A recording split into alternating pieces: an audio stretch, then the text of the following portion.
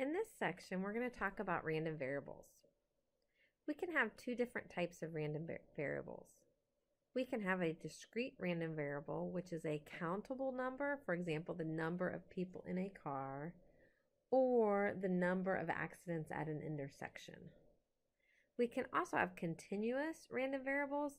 A continuous random variable takes on the measuring form, such as the time it takes to drive to school, or the temperature outside, or the heights of male students, because they're measuring. When we talk about random variables, we can create what's called a probability distribution. A probability distribution is assignment of probabilities to various values of the random variable. So when we have a probability distribution, two things have to be true in order for it to be a probability distribution. Number one, the probabilities have to fall between 0 and 1. Remember, P of A means the probability of event A occurring. That's a probability statement. So that probability cannot be smaller than 0, so you can't have any negative numbers, and it cannot be larger than 1. The second thing that must occur when we have a probability distribution is that the sum of the probabilities must add up to 1. And it's the sum of probabilities assigned to all the sample space. So the probability distribution will list all the possible random variables of X and then the probabilities associated with that. For example, if our experiment is rolling 2 fair die, if we let X equal be the sum of the 2 die, these are the possible outcomes, 2 through 12, right? Because when we roll 2 die, if you want to list your sample space, okay, you can actually, like we did in that last section, you can actually do a tree diagram if you wanted to. 1, 2, 3, 4, 5, 6. And then at the end of each one of these, you would have 1, 2, 3, 4, 5. There's 6. Right? And we would do that on each branch here. So following from the beginning, our first possible outcome would be a 1 on the first die and a 1 on the second. And then second possible outcome, 1 on the first die, 2 on the second, and so forth, right? And you could keep doing that for all of these if you wanted to. We could have a 2 on the first die, a 1 on the second, which would be right here, right? And you could do that for all these until you get a 6 on the first die, a 6 on the second die. And when you add them together, of course, 1 plus 1 is 2, and the highest number we're going to have is 6 plus 6 is 12. So I can go back and do some more on that, on how you get the sample space. However, for now, let me just show you here the probability distribution. Okay, so I'm just erasing my tree diagram here for you because I didn't draw it all the way out, and I don't want it to confuse you. Does that make sense? Okay, so on our probability distribution here, the first question here is this a probability distribution? So the first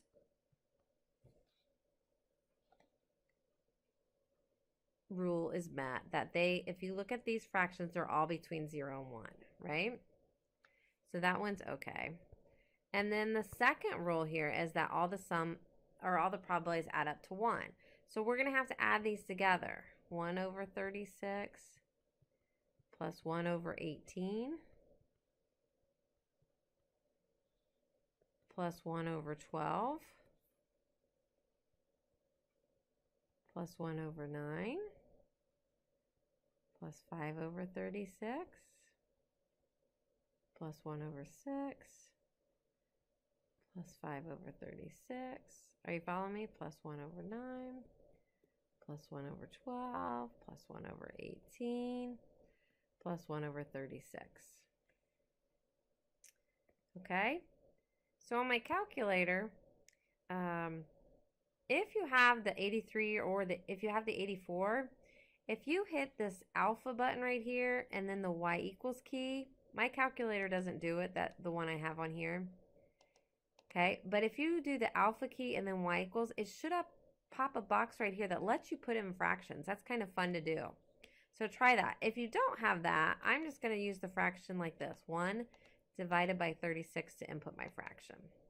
Plus 1 divided by 18 plus 1 divided by 12 plus 1 divided by 9 plus 5 divided by 36 plus 1 divided by 6 plus 5 divided by 36. I haven't messed anything up here, right? Plus 1 divided by 9 plus 1 divided by 12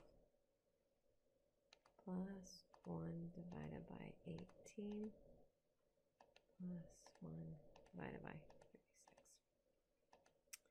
Yay! Okay, so they added up to 1. So because we answered yes to both of these, this is a probability distribution. Make sense? So I know on the homework it's going to give you several of these, so make sure that you look to make sure that the probabilities are between 0 and 1 and that they all add up to 1. Make sense? Okay, now let's look at a couple of these probability questions. Number 2 here says, what is the probability of getting a sum of 4 or less? So the key to writing these, finding these probabilities, is to first write a probability statement. Okay, so it really helps, and when we do the binomial distribution here in a little bit, it will really help you if you write this probability statement. And you need to remember what inequalities mean. So this is, what is the probability of getting a sum of 4 or less?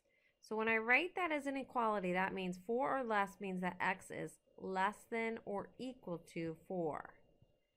Does that make sense for you guys? Okay, so when I'm looking at my distribution, that means that x can be less than or equal to 4, would include 4, means x can be 4, right? Means x can be 3 and x can be 2. So it's these probabilities. Less than or equal to 4 would be 2, 3, or 4. Does that make sense?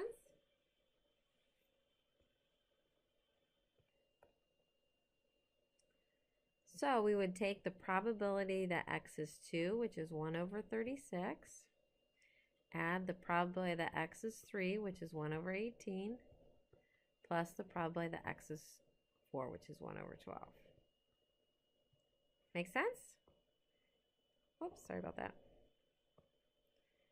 So we have 1 divided by 36 plus 1 divided by 18, or, you know, if you do alpha, y equals for the fraction, plus 1 divided by 12.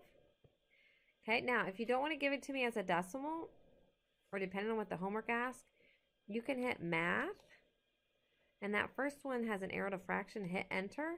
It's going to take your last answer here and change it into a fraction. So this equals 1/6. Make sense? Okay, let's look at number 3. What is the probability of getting of a sum less than 5? So when I write that, it's the probability that x, do I want to do less than or equal to? That's right, just less than. Okay, well, what does less than 5 mean?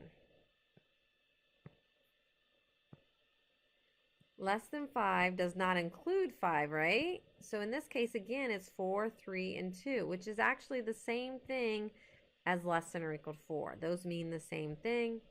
So our probability here is 1/6. Okay? Number 4, what is the probability of getting a sum more than 10? So this is the probability that x is greater than 10. Now, does that include 10? No. So now I'm looking at, let me take that one away. Now I'm looking, great, not including 10 is just 11 and 12. Does that make sense?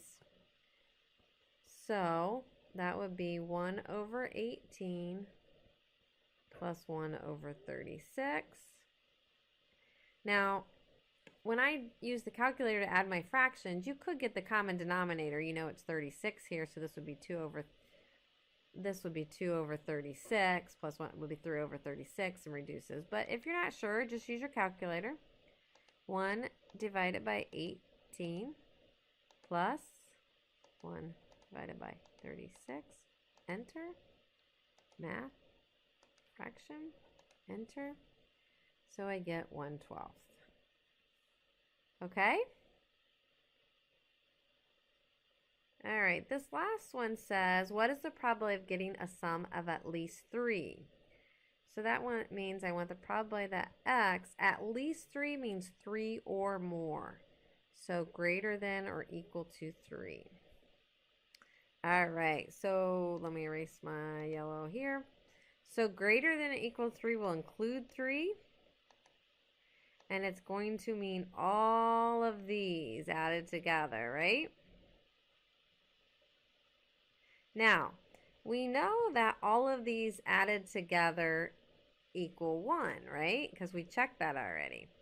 So is there something we can do different here other than adding all of these up? You betcha.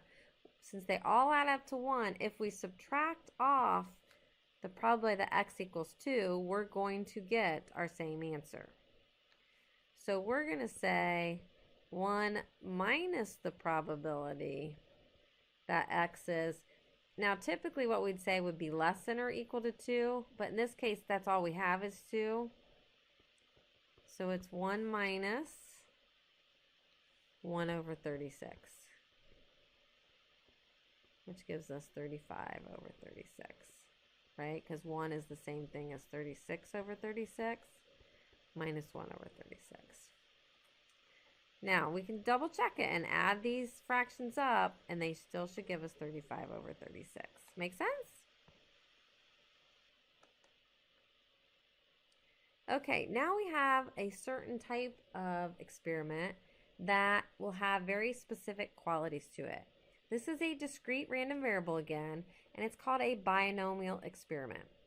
When we have this type of distribution, there are 5 qualities that we want to talk about. The first one is there are a fixed number of trials, and we assign that as the letter n. The trials are independent, meaning the occurrence of one does not change the probability of the other. The trials have 2 outcomes. We call these either success or failure. And the probability of success is the same for each trial. Usually in these problems, we want to find the probability of R, or R successes out of n trials. Now, some books will call this an X. So again, in this case, n is the number of trials, R is the number of successes. Again, some books, I'm not sure when you click on more information if it shows a lowercase x here. The probability of success is P, and the probability of failure is Q. Because these both sum to 1, Q is 1 minus P. The formula for calculating these probabilities is right here. Remember, these are factorials. Here's exponents. This is another way to write it, the combination. And choose R, remember that? Okay, now, what's kind of nice is our calculator will do this for us. We have the binomial PDF or the binomial CDF.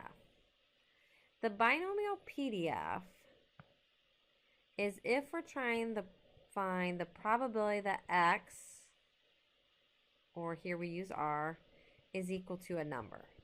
And that is always the PDF. Okay? What the CDF gives us is the probability that X is less than or equal to a number.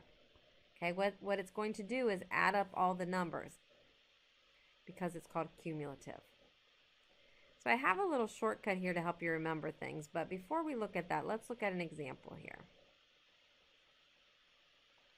A doctor tells you that 80% of the time a certain type of surgery is successful. If the surgery is performed 7 times, find the probability that exactly 6 surgeries will be successful. So let's fill in what we know here. N is the surgery is performed 7 times, so our sample size is 7. Okay, we only have 2 outcomes. Either the surgery is successful or it's not. The probability of success we always write as a decimal is 0.8. So the probability of failure, remember, Q equals 1 minus P. So in this case, it's 0.20. Does this make sense? And then R is going to change based on what we're looking for here. And I'm going to use X instead of R here because we were using that earlier. The probability that exactly 6 surgeries will be successful is the probability that X equals 6. Does this make sense? So when we put this in our calculator, we're going to use, because it's equals, we're going to use the binomial PDF. Okay, and when we use the binomial PDF, we always put in the calculator here NPR. And R is always going to be what you're looking for here. So N is 7, P is 0.8, and R is 6. Now, we could use our formula here, and we'd substitute N and R and calculate the formula here, but I'm going to show you how to do this on the calculator, okay? So on the calculator, where we find the binomial is under distribution, which is above the vars key here. So we do, oops, mine turned off. I'm going to clear it out. Second distribution. Everybody find that? Second distribution. And then we're going to arrow down until we see the binomial. And mine's under 0 and A. You'll have binom PDF and binom CDF. I want to use the binom PDF because I'm doing equals to. And then I'm going to say 7, and then comma is right here above the 7 key. 0.8, comma, 6. And typically we round these to 4 decimal places. So I would have 0.3670.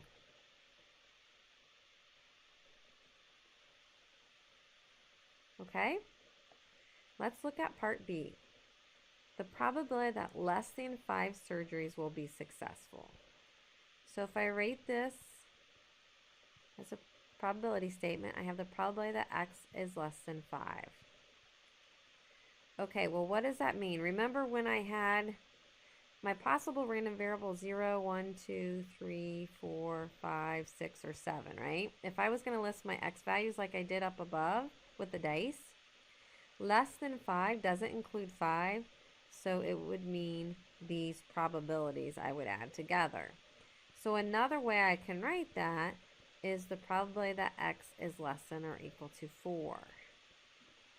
Now the reason we want to do this is because the binom CDF only gives us less than equal to. Okay, it doesn't give us less than, it only does less than or equal to. That's the only thing the calculator knows, so I'm putting this in terms for the calculator. So for the calculator then, I'll do binom CDF because I'm using less than or equal to. That's why I can use the CDF. The PDF we always use because of the equal to. Make sense? Okay, so my N stayed the same. My probability of success stayed the same. The R I'm looking for is in the less than or equal to, so this would be 4. So I go back to my calculator, second distribution, arrow down till I see binom CDF this time, okay, instead of the PDF. PDF was equal. I'm going to do 7, comma, 0.8, comma, 4. And I get 0.1480.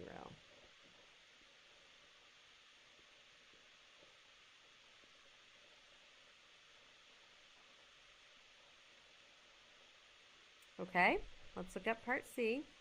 The probability that at least 3 surgeries will be successful. So at least 3 is the probability that X, what does at least mean again? That's right. Greater than or equal to 3, because it means 3 or more surgeries will be successful. Okay, so the trick now is, okay, let's say my random variables were listed out like the dice were above. I think that helps you think about it. Greater than or equal includes 3 means all of these. So we could look at this two different ways. We can say the probability that x equals 3 plus the probability that x equals 4 plus the probability that x equals 5 plus the probability that x equals 6 plus the probability that x equals 7. And then we would do binomial PDF for each one of these. Okay, so how do we do it with the CDF? We have to use that complement rule where we used 1 minus what we don't want here. So we're going to say 1 minus, remember these sum to 1, the probability, so I'm doing 1 minus what I don't want. 1 minus the probability that x is less than or equal to 2. So in my calculator, I would say 1 minus binomial CDF, oops, 7, right? I don't know where I got 10. 7, comma, 0.8, comma. Now my R is what I put in here. Right, what I'm trying to put here. So my R is 2. So using my calculator, I would say 1 minus second distribution down to binomial CDF, 7, comma, 0.8, comma, 2, which would be 0.9953. Okay? Any questions so far?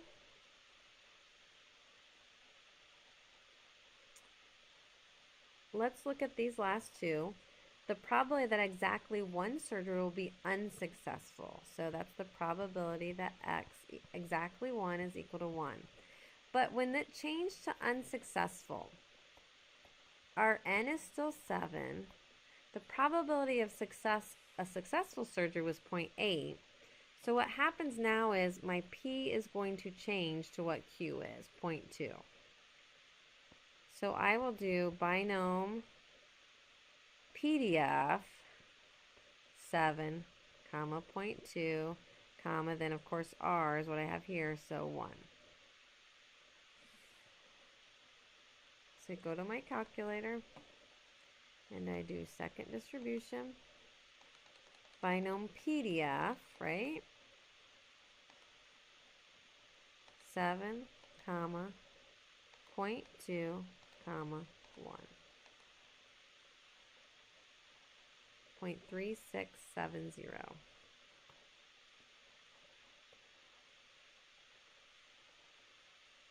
Okay, our last one here is the probability that more than 4 surgeries will be successful. So probability that x is more than 4 would be greater than 4. So again, we have to think about it. What are we looking for? Greater than 4 doesn't include 4, so I want 5, 6, and 7. So I'm going to say 1 minus what I don't want is the probability that x is less than or equal to 4. I do this so I can use my binomial CDF, right? And that would be 7. Now, because we're talking about successful, my P stays 0.8, and my R is now what I have here, or 4. So I do 1 minus second distribution. Now I'm going to go to my binomial CDF and do 7, comma, 0.8, comma, 4. Or 0.8519.